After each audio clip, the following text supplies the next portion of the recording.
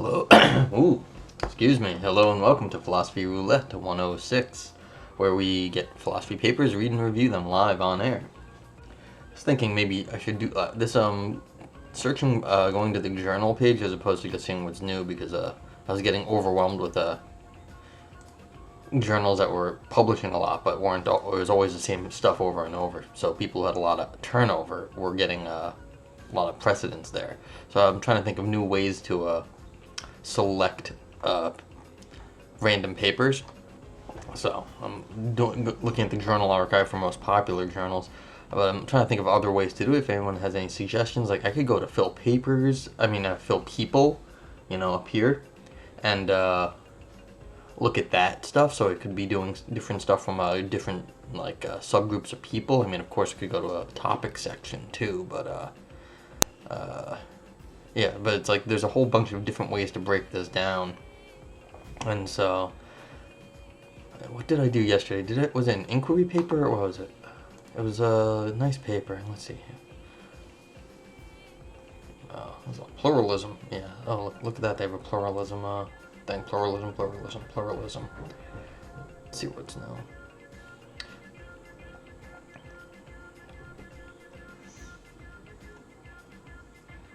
I don't know. What was the paper? Well, I can find out right now. Yeah, because there's no reason to do two inquiry papers. Load, Twitch. Two inquiry papers in a row, but it'd be cool. I've seen the inquiry name before, and I haven't, don't recall reading anything off them. Dialectica, that's what I did yesterday. Okay. So why don't we do something from inquiry? That should be fun. So, alright, so this one probably is here because of the number of downloads, but there's no reason why. So logic isn't normative. This is the pluralism thing. So I'd be actually kind of interested in seeing that. I like hearing about logic. This much ado about aboutness might be interesting. Non-maximal holds that truth requires no ontological ground, so it's another grounding paper. So many grounding papers. Cottage industry and grounding. Let's see. Naive realism and phenomenal similarity. Oh, I wouldn't mind looking at something like. Oh, what I really need to do is make sure I'm not reading for 2 hours straight because that's Yeah, these are all too long. What was I thinking? Okay, because if I'm reading for like 2 hours, it's gonna kill me. Moral vagueness. All right, so now we've really got a.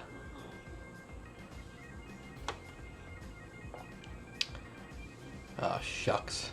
All these were looking so good, and then I realized I don't have 2 hours right now. Immoral lies and partial beliefs. All right, that could be good. Let's see what else. Rethinking friendship. I did read this. Yeah, Mark, that was a good paper, actually. I quite liked that paper. It was about friendship as modifying norms. So it's a norm modification specification of friendship. On Korsgaard's argument for Kant's moral law. Contradiction to Kant's formula of universal law is practical contradiction. In her later works, Korsgaard provided argument for truth of Kant's moral. Well, I'll open it up just for. What else am I gonna do? Is this what democracy looks like? Oh, that's a review. Yeah, I remember. All right, so I've seen it at this point. I've looked at all these older things. Okay, so I'm a little disappointed that all these good-looking papers are too long. Yeah, 1 to 18. Maybe I will bite the bullet and do an 18-page paper if it's available.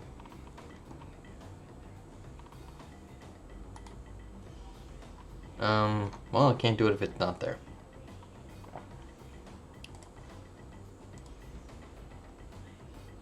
One to 29, no, that would be like getting on 2 hours.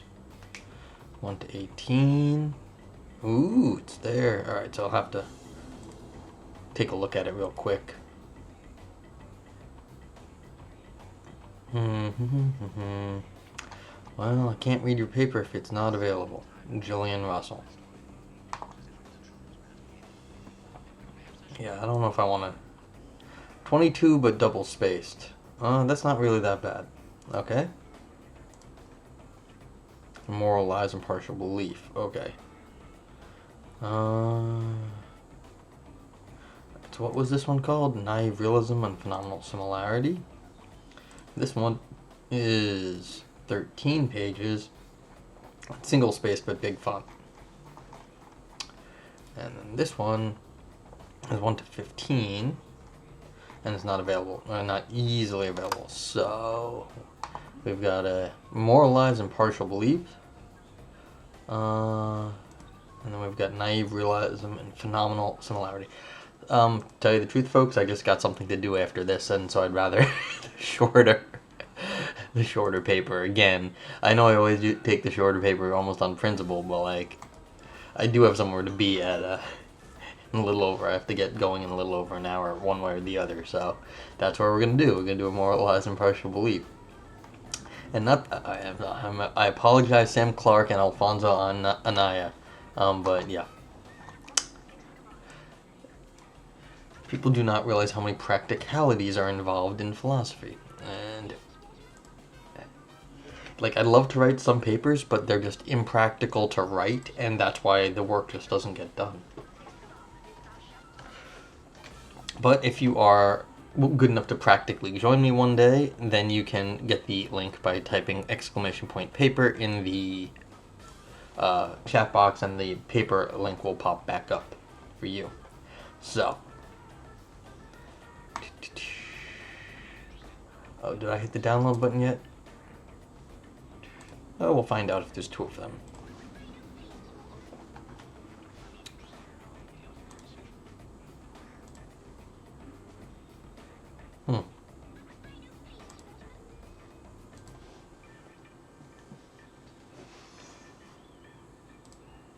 Okay, doke. So here we go. Immoral Lies and Partial Belief by Neri Marsili. I apologize to the author for how I say their name. I have no idea what... I wonder what language this is. Is this another Turkish fellow, or... I have no idea. I don't know where Neri is, sort of name that comes from, derives. Anyway, doesn't really matter. Not for this. Introduction, Insincerity, and Graded Beliefs. In the philosophical literature on the definition of lying, scholars agree that the following are necessary conditions for lying. The speaker asserts that P, and B, the speaker believes that P is false. Okay. I guess. Recently, Marsili and Krauss have challenged this orthodoxy. They both contend that belief requirement is off track. What's this, like, paragraph symbol doing here? B is off track, alright. Because it is unable to capture graded belief lies. Lies involving a graded belief, that is a proposition that the speaker neither fully believes to be true nor fully believes to be false. For example, suppose that Kermit has a credence of 0.25 in 1, so that he believes that it is probably false that there are chocolate cookies in the cookie jar. Chocolate cookies in the jar. There are chocolate cookies in the jar, but Kermit only believes it at a quarter out of all the possibilities. Okay. If Kermit tells his friend Elmo, oh, this person's fun, they're doing the Sesame Street names, that 1, Kermit is lying. Well, he's 3/4 lying, I would go with. But the belief requirement, B, prevents the standard definition from counting 1 as a lie, because Kermit does not fully believe 1 to be false. He merely believes 1 to be more likely false than true. So why don't you just transfer over the numbers? So since it's 0.25, then you do 1 minus it, so he's 75% lying. Marsili and Krauss agree that B needs to be revised to capture the graded beliefs like 1. Marsili's proposal is to expand B into the comparative insincerity condition so as to capture any credence perceivably lower than half. Okay, so you're lying if you think it's more likely than not that, or it's more unlikely than not that what you're saying is, holds. The comparative insincerity condition, CIC, the speaker takes herself to be more confident in the falsity of P than its truth.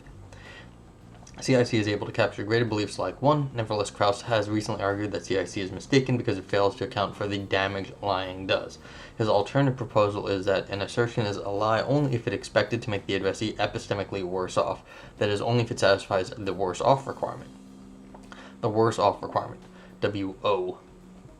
excuse me, the expected epistemic damage to the audience with respect to P by the speaker's lights, conditional on the audience trusting her with respect to P at all, is greater than 0.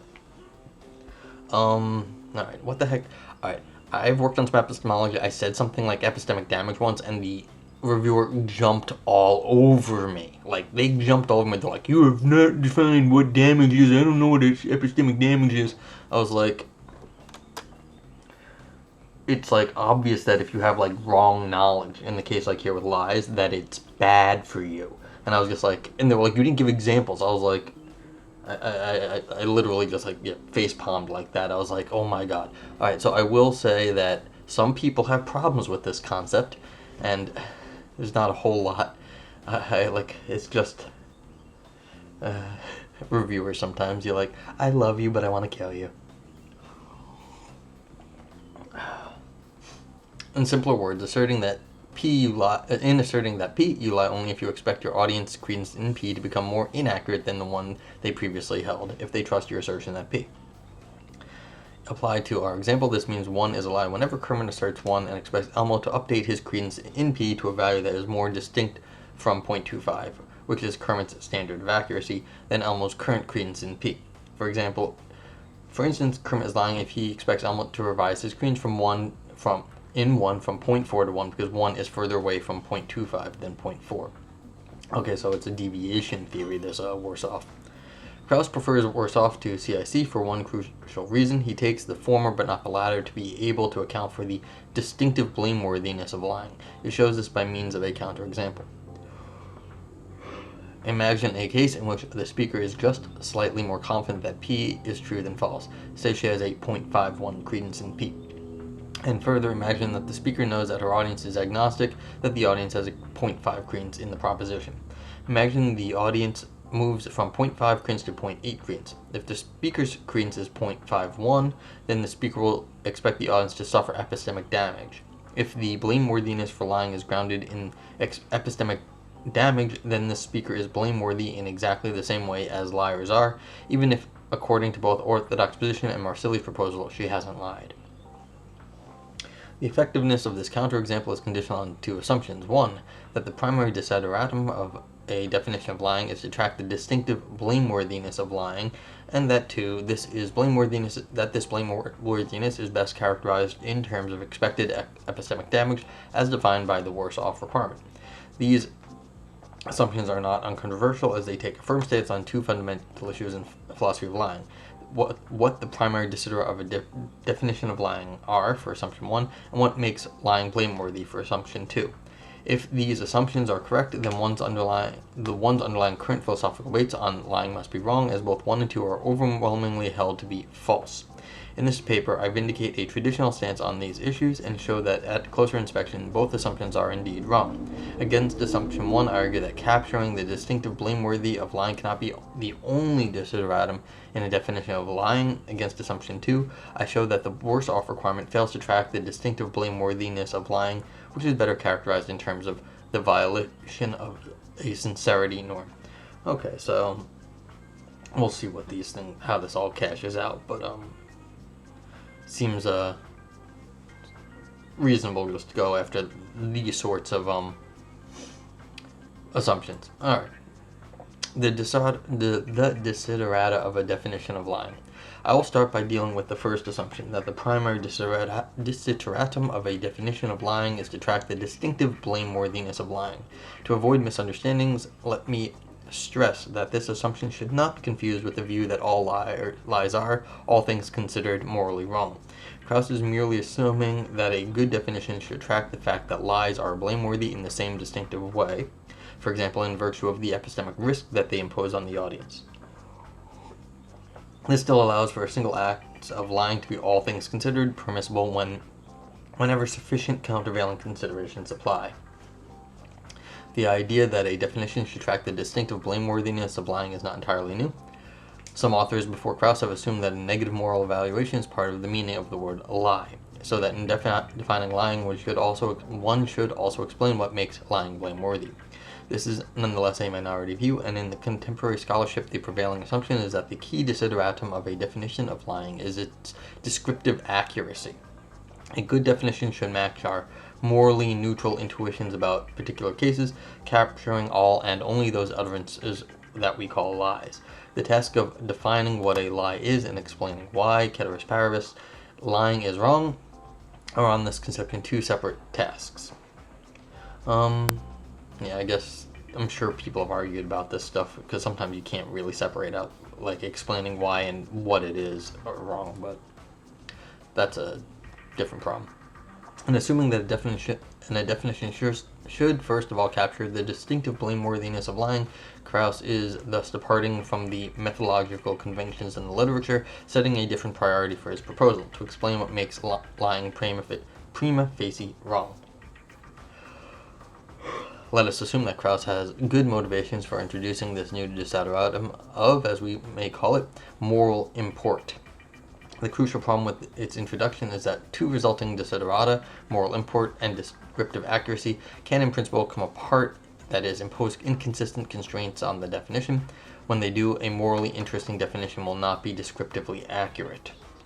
The worse off criterion proposed by Krauss can be helpful to illustrate how moral import and descriptive accuracy can come apart. Suppose that we share Krauss's intuition that the distinctive moral wrong in lying is that the liar imposes an epistemic threat on the dupe, and that worse off is successful in tracking this distinctive kind of blameworthiness. This would not yet guarantee that a definition incorporating worse off is descriptively accurate. To see this, consider the following counterexample inspired by Benton. Suppose that Kermit tells Elmo that 1 is false. He tells Elmo that there are no chocolate cookies in the jar. Kermit is maximally certain that 1 is true. Kermit is certain there are, in fact, some cookies in the jar. And Kermit is aware that Elmo is already maximally certain that 1 is true. He knows that Elmo is already convinced that what he said is true. While that 1 is true, so 1 is false. He knows that Elmo is convinced that what he just said is true, so no, then what he said is false. Alright, whatever. While Kermit is clearly lying, he's not attempting to modify Elmo's degree of... so Kermit tells Elmo that 1 is false, saying there are cookies in the jar, but he's maximally certain that there are. So he's lying because he thinks it's wrong, but he's not modifying Elmo's beliefs. Okay. He's merely providing further testimonial reason to support that belief. Since the expected epistemic damage from the speaker's perspective, and if the hearer trusts him, is not greater than 0, worse off fails to classify this as a lie. So if you tell somebody a lie that happens to be what they already believe, they're not any worse off because they already completely believed it. So if I tell you that the earth is round and you completely believe the earth is round, even though I'm a flat earther, I'm not putting you in a worse off position. Alright, that's fine. More generally, if this sort of counterexample shows that worse off is not descriptively accurate, is too narrow because it fails to provide a criterion that captures all lies. Yeah, so if I'm a flat earther and tell you that the earth is round, trying to deceive you, but you already believe the earth is round and the earth is actually round, then the non-flat earther is not worse off, and what would be the badness of me lying to the person? This seems to be a problem for Krauss's view, for he holds true A and B, which seem to be incompatible with C that we have just proved to be true. Lies are blameworthy in the same way. Lies are blameworthy only if they meet the worse off requirement. And C, there are some lies that do not meet the worse off requirement. Okay. Since A, B, and C cannot all be true, one of these claims need to be abandoned. If the desideratum of moral import needs to play some role in the definition of lying, we cannot abandon A. The conclusion is that B must be abandoned. This points out to a more general problem, that descriptive accuracy cannot be sacrificed at the expense of moral import. The schema ABC generalizes to any account of lying once the content of the square brackets is replaced by an alternative requirement for the definition of lying. Note that claim C here represents the negation of the desideratum of descriptive accuracy, whereas condition A represents the desideratum of moral import. The schema shows that if descriptive accuracy is not met, that is, if C is true, moral import cannot be achieved, that is, B must be abandoned. As long as we accept A. Generalizing, the schema shows that correctly characterizing the moral import of lying is conditional on a definition's descriptive accuracy. Whenever a definition fails to capture all lies, it also fails to capture the features that make lies blameworthy in the same distinctive way. We are now in a position to determine what is wrong with assumptions 1 and 2. The problem with 1, the view that the primary desideratum of a definition is tracking the moral import of lying, is that meeting this desideratum is conditional on meeting the descriptive accuracy. As illustrated by the ABC scheme, any definition of lying that fails to meet descriptive accuracy also inevitably fails to capture the distinctive blameworthiness of this linguistic phenomenon. Against assumption 2, worse off neither offers a good necessary condition for defining lies, since it is subject to counterexamples, nor is it able for the same reason to track their distinctive blameworthiness. To be sure, to deny these two assumptions is not to say that it is impossible to identify a criterion that is able to meet both desiderata. Clearly, there could be an alternative way to capture morally salient features that all lies have, thereby meeting moral import, and it may turn out that this feature is shared by all lies, thereby meeting descriptive accuracy. But in order to determine whether such a criterion exists, we need to take it against both desiderata, Pace Kraus. In what follows, I argue that, at closer inspection, the comparative insincerity condition, CIC, can help to meet this challenge. It identifies a concept that coincides with our ordinary conception of lying and tracks the distinctive blameworthiness of this phenomenon. So, comparative insincerity of lying. So it doesn't... I'm not entirely... Well, I'm sure where the author will explain, but it seems like instead of... being a deviation that's going to harm the hearer's credences away from what the world actually is. This looks like comparative insincerity. So if you're deviating from what you believe the world to be, then you're lying. So it's a deviation from the intentional standpoint, not the hearer. So, okay, so like that's why I guess is a norm of assertions getting violated. Rescuing the comparative insincerity condition. I will begin by reconsidering why CIC was rejected in the first place. Kraus's criticism of the CIC relied on the assumptions that we just rejected, that a definition of lying only needs to meet the desideratum of moral import, and that having the worst off as a necessary condition is the only way to meet this desideratum. Now that we have established both these premises to be misguided, the counterexample on the grounds of which Kraus rejects CIC loses its intuitive pull. In this counterexample to CIC discussed in section 1, a speaker asserts that P will have a credence of 0.51 in P, unless we assume that a definition only has to track the distinctive blameworthiness of lying and adopt the worse off requirement as a criterion to identify this blameworthiness, but we've seen compelling arguments not to. There is no strong reason to think that this assertion is either a lie or not a lie. Intuitions about this sort of cases are not straightforward and do not warrant a preference for either CIC or WO. But suppose that we are forced to give a polar verdict and to establish that either this is a lie or it is not. I hate when people force this. Like, sometimes things are just not clear. That is the case in our messy world. But alright. Intuitions may vary, but the fact that the speaker is more confident in the truth of P than its falsity at least hints at the fact that this is not a lie. The CIC is able... What the heck? Comparative insincerity. Yeah. Comparative insincerity condition is able to make sense of both of these observations. Worse off, by contrast, has no resources to acknowledge that the example is a borderline case, nor is it able to acknowledge, like CIC, comparative insincerity, that the more we move from these cases of uncertainty around 0.5 to certainty 0 or 1, the sharper will our intuition about whether a given utterance is a lie.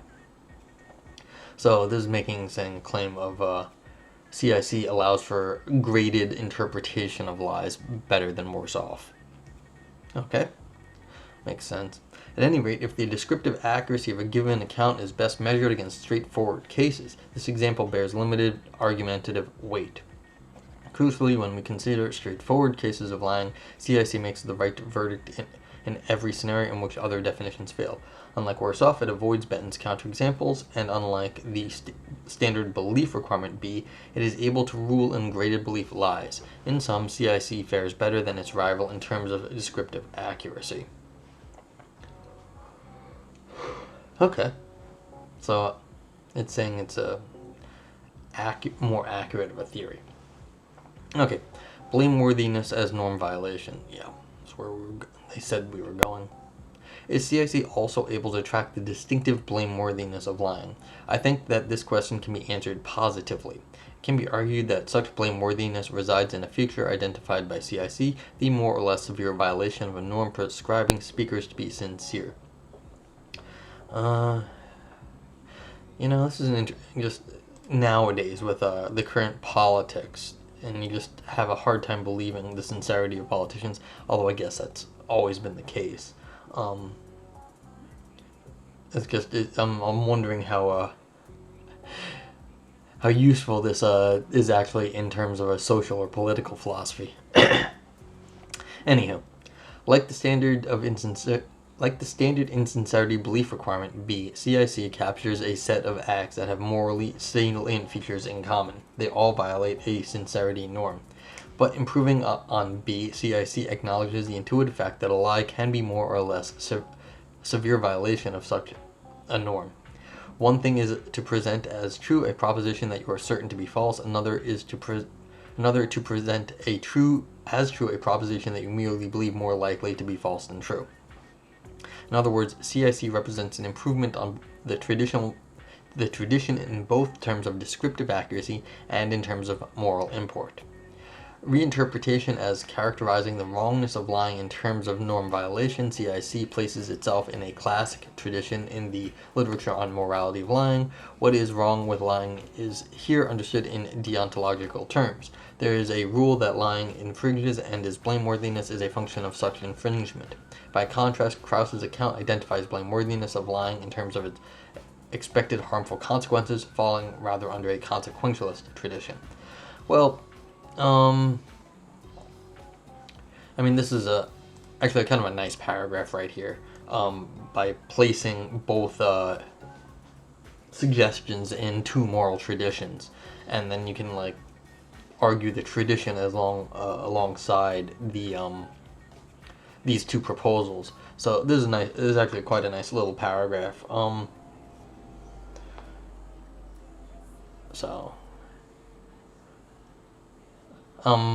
just there's more to be said about this, but I don't know if I have anything smart right now to say. I don't know if I ever have anything smart. I just don't have anything ready to say right now. This might be seen as a sign that there's something counterintuitive about CIC. Prominent proponents of deontological accounts like Augustine and Kant also subscribe to absolutism about lying, the view often judged to be counterintuitive that the impermissibility of lying is exceptionless. But accepting a deontological story about the wrongness of lying does not commit one to absolutism. One can still maintain that while all lying is wrong qua violation of a sincerity norm, any given act of lying can be nonetheless overall morally permissible. To put it in a slightly different terms, a plausible version of this view is that lying is prima facie wrong. All the traditions have been, at this point, graded severely, so there's no, if you take the original version, it's sort of, all these things are a little stark, but nowadays, of course, you can slice them up quite finely still. On this view, the fact that you say something you believe more likely to be false than true is a defeasible reason to classify your action as morally reprehensible. Yeah. Furthermore, saying that lying is wrong in virtue of the violation of a sincerity norm does not entail that the wrongness of lying is exhausted by such violation. This view allows for other criteria of moral evaluation to be salient when we make moral judgments about lying. For instance, the expected deceptiveness of a lie will typically be a salient dimension of evaluation, as hardly anyone denies that lying typically involves intended deception. Yeah, and when you're just violating a norm, there's of course other norms that you might be supporting. So then you get into a consequentialist sort of measurement of norms and which ones are you violating and not violating. Of course, there's better norms and worse norms to violate, but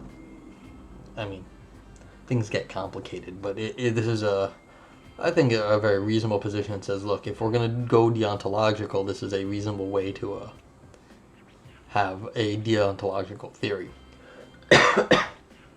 Okay. Reconciliation, lies and deception. Dun dun dun. We can conclude by devising a partial reconciliation between Marsili's and Krause's view. When it comes to a descriptively accurate definition of lying, lying is best understood as the act of asserting something insincerely, where insincerity is captured by CIC. All lies are prima facie wrong qua lies to the extent captured by CIC that they all violate a norm of sincerity. The greater the violation, the more severe the blameworthiness that arises from such violation. Furthermore, most lies are prima facie wrong qua attempts to deceive. Arguably, this kind of blameworthiness is a function of the extent to which they meet worse off condition. The greater the epistemic risk they impose on the hearer, the greater the blameworthiness of the attempt to deceive. This gives us a twofold account of the blameworthiness of lying, in terms of the credences they necessarily misrepresent, and the accuracy credences they typically aim to induce. Conclusions. This article has proposed a solution to 3 fundamental questions in the philosophy of lying. 1. Establishing the primary desiderata of a definition of lying. 2. Defining what lying is. And 3. Characterizing its distinctive blameworthiness. In relation to the first issue, I argue against Krause and a tradition that traces back to Grotius that offering a definition of lying and characterizing its moral import are 2 independent tasks, and that achieving the latter is conditional on achieving the former. When it comes to evaluating whether a definition of lying is correct, we should thus look at a definition's descriptive accuracy rather than its ability to explain the distinctive way in which lies are blameworthy, since only by meeting the former desideratum can we meet the latter. These considerations have important consequences for the ongoing philosophical debate about what lying is and what makes it blameworthy. Once Krauss' mistaken assumption about the desiderata for the definitions of lying are abandoned, it becomes clear that his critique of the comparative insincerity condition, that was the CIC, is misguided. This in turn means that we can, after all, offer a fine-grained definition of lying that accounts for partial beliefs, for which no options are otherwise left available, given that neither Krauss' worse-off requirement nor the traditional belief requirement are able to draw the right distinctions about graded belief lies. Alright, so I do have something to say right here. The deviation from a norm is not like it's something so easy to measure. I mean, all of these things are not easy to measure. We're assigning arbitrary values, and I've complained about this in other papers on this, sort of philosophy roulette series. But when we start assigning arbitrary numbers to how we beliefs or how payoffs that we are getting in the world, all these numbers are incredibly subject to our intuitions, biases, or whatever, just like our overall what we're doing at that moment, like where we're trying to make a point. So I have a lot of difficulty saying that, well, how bad did you violate a norm? I mean, how do you measure how you violate a norm? What is the scale of violating norms? I don't know. So this is a general problem, not really a problem with this paper. I mean, this is just a background problem I have with philosophy in general, that we like assigning numbers to things, and we have no real understanding of how that actually happens, but we do it.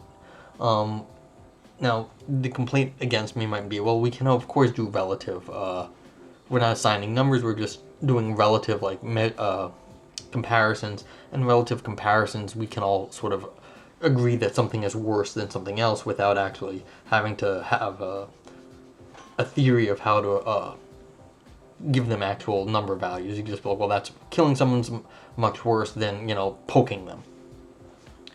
And that's fine. You don't need a number to understand that. But even so, it's like, well, if you're going to be claiming your theory is better because you explain this, you're not really explaining it. You're just saying, well, it's capturing this relative thing, and that's okay. But, we need to be a bit... This is just a general complaint. We need to be more clear about when we're saying the relative comparisons, and that's what we're going for, not this how fine-grained are we actually. We're not getting any fine-grained, we're just doing relative comparisons, which is a little different. So okay, again, not a specific criticism of this author, because this is a more general topic. Anyway, concluding, finally, I have argued the comparative insincerity condition has the resources to track the distinctive blameworthiness of lying in terms of a more or less severe violation of sincerity norm. Yeah, how do you do this? Endorsing this explanation of the moral import of lying is compatible with acknowledging that also worse off captures a morally salient dimension of blameworthiness, the higher or lower epistemic damage that the liar typically aims to impose on the dupe. Again, how do you measure epistemic damage? I got reamed once for this. In advancing this partial reconciliation between two competing views about graded belief lies, this paper has offered a novel bipartite characterization of lying and its distinctive blameworthiness, in terms of the norms that it necessarily violates and in terms of the epistemic risks that it typically imposes on the hearer. Okay, I actually quite like this paper. It was a little bit of fun about, I like it, A, because they used a concept and didn't get reamed out for something I got reamed out about once, and shows like, let's see, other people actually think this is not a stupid idea. It's a reasonable thing to say. So I like that. I like me being vindicated is I like being vindicated. Yes. Also, I like the historical, the little characterization, the situating the two positions in a little bit of history, even if it's only this one paragraph. I think this is a very nice move, because it doesn't take up a lot of space. It's a short paper anyway, but it shows that the two different positions can at least be, in some sense, classified historically in what they're taking as fundamental, and that's a way to characterize the difference between them in very sort of accessible terms to this is something I think is lacking in other papers, where you've got all this technical work, but then it's like, okay, good, the technical work is great, but here you had a bunch of you've got the same old sort of, like, again, criticizing just like this ABC, like you can't, like, not mutually they're all incompatible, mutually incompatible things. It's like this sort of analytic style arguing, but it's nice then also to place them in a historical context a little bit down here to give context, because a lot of times we just have the technical arguments and no historical context, when really this would situate what's going on in a different way and would help more people understand what's going on. I mean, you can only do so much technical stuff, and then after a while you're doing more of the technical stuff than the philosophy, which is fine too, but then the question is, like, what are you, how are people supposed to analyze the paper is it only for the mathematicians or is it for the philosophers? And I mean, it doesn't matter who you're writing for, but just be clear about one or the other. So, let's see, anything else to say about this paper? They used Sesame Street characters, which is fun. Anything else to know? Yeah, see, this good old analytic style, arguing about cases and incompatibilities and stuff. Yeah, and we're back to the norms. A lot of these papers I've been reading, they talk about norms of assertion. Seems like a thing to be talking about nowadays. Okay, that's about it then. If anyone has any questions, please let me know. Hope everyone stays safe, and I'll be back again tonight for another paper, I guess. And I hope everyone is, it looks like they're opening everything up without actually testing anyone in this pandemic, and we're just going to get wave 2 of COVID-19, so everyone stay safe out there. It's not worth being risky at the moment. So I hope you're all well. Bye bye.